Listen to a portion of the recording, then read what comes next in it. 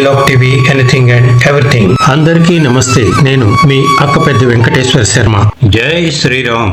రామాయ రామభద్రాయ రామచంద్రాయ వేదసే రఘునాథాయ నాథాయ సీతాయ పతయే నమః అన్నారు. శ్రీరాముడిని పూజిస్తే సకల శుభాలు, మానసిక ప్రశాంతత, ఆత్మవిశ్వాసం కలుగుతాయి అని భక్త కోటి నమ్మకం. అందుకే శ్రీరామ అనే దివ్య నామంతో మొదలుపెట్టి ఈ వీడియోలో వెండి తెరపై ఇప్పటిదాకా వచ్చిన టాప్ 10 శ్రీరాముడి తెలుగు సినిమాలు ఏంటో గుర్తు చేసుకుందాం.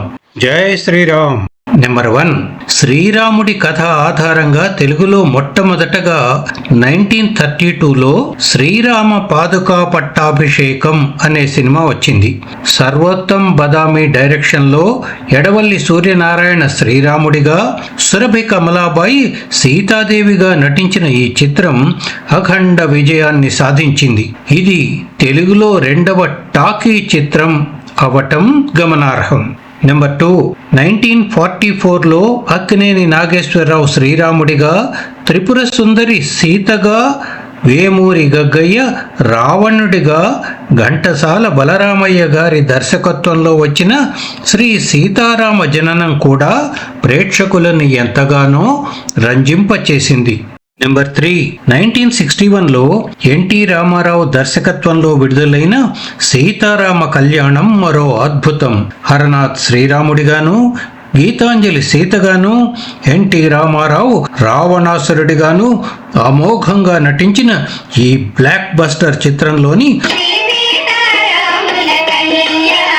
అనే పాట నేటికి ప్రతి పెళ్లి వేడుకలోనూ వినిపిస్తూనే ఉంటుంది. నెంబర్ 4, 1963 మార్చి 29న విడుదలైన లవకుశ చిత్రం సి పుల్లయ్య, సిఎస్ రావుల దర్శకత్వంలో నభూతో న భవిష్యతి అనే రీతిలో జనరంజకంగా, సమ్మోహనకరంగా నిర్మించబడింది. విశ్వవిఖ్యాత నట సార్వభౌమ ఎన్టీ రామారావు శ్రీరాముడిగా, అంజలీదేవి సీతామాతగా, కాంతారావు లక్ష్మణుడిగా నటించిన ఈ గేవా కలర్ పౌరాణిక చిత్రం ఏడాది పాటు ఆడి విజయ దుందుబిని మోగించింది. నాటికి నేటికి రాముడంటే ఎన్టీఆర్ఏ, సీతమ్మ అంటే అంజలీదేవే అనేంతటి రసార్ద్రతతో నిండిన ఈ లవకుశ చిత్రంలో మాస్టర్ నాగరాజు, మాస్టర్ సుబ్రహ్మణ్యం లవకుశులుగా నటించి తెలుగువారి గుండెల్లో చెరగని ముద్రను వేశారు. ఈ చిత్రంలోని ప్రతి పాట ఒక ఆణిముత్యమే అని చెప్పాలి. నెంబర్ 5,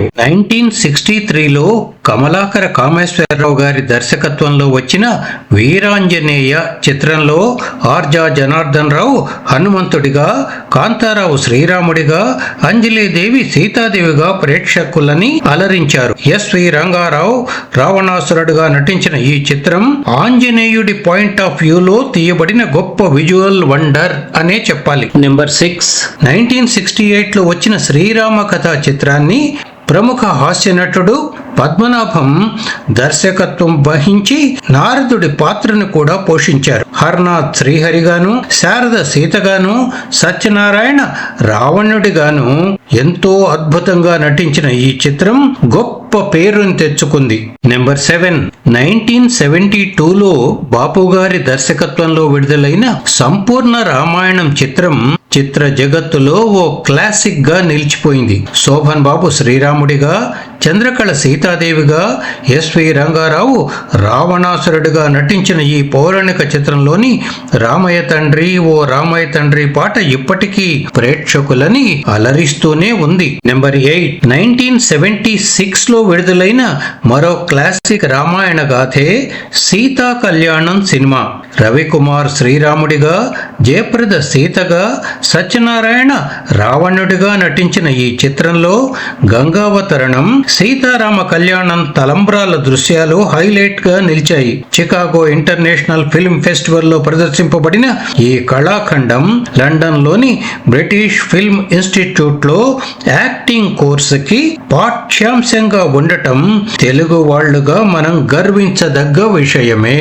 నెంబర్ 9, అందరూ పిల్లలతోనే నిర్మించిన చిత్రం రామాయణం. జూనియర్ ఎన్టీఆర్ బాలరాముడిగా నటించిన ఈ చిత్రం ప్రేక్షకుల్ని విశేషంగా ఆకర్షించింది. గుణశేఖర్ దర్శకత్వంలో వచ్చిన ఈ సినిమాలో సీతగా స్మితా మాధవ్, రావణుడిగా స్వాతి కొడాలి ఎంతో బాగా కనిపించి ఈ సినిమాని విజయ బావుట ఎగురవేసేలా చేశారు. నెంబర్ 10, 2011లో ప్రముఖ హీరో నందమూరి బాలకృష్ణ శ్రీరాముడిగా, నయనతార సీతగా నటించిన ఈ క్లాసిక్ చిత్రానికి బాపు గారు దర్శకత్వం వహించారు. విశేషం ఏంటంటే సీనియర్ ఎన్టీఆర్ నటించిన లవకుశ కథ ఆధారంగా ఆయన కుమారుడైన బాలకృష్ణ ఈ సినిమాలో శ్రీరాముడి పాత్రని ధరించటం నిజంగానే చెప్పుకోదగ్గ విషయం. ఈ సినిమాలోని జగదానందకారక, గాలి నింగి నీరు, సీతా సీమంతం పాటలకి ఇళయరాజా మెలోడియస్ ట్యూన్స్ ని అందించారు. ఓ రామ నీ నామెంతో రుచిరా అంటూ భద్రాచల రామదాసు తన్మయ పారవస్యంతో కీర్తించినట్టు శ్రీరాముడిని గురించి ఎంత విన్నా, చదివినా, చూసినా తనివే తీరదు కదూ. జై శ్రీరామ్. శ్రీరామ కటాక్ష ప్రాప్తిరస్తు. మరో చక్కటి వీడియోతో మళ్ళీ కలుద్దాం.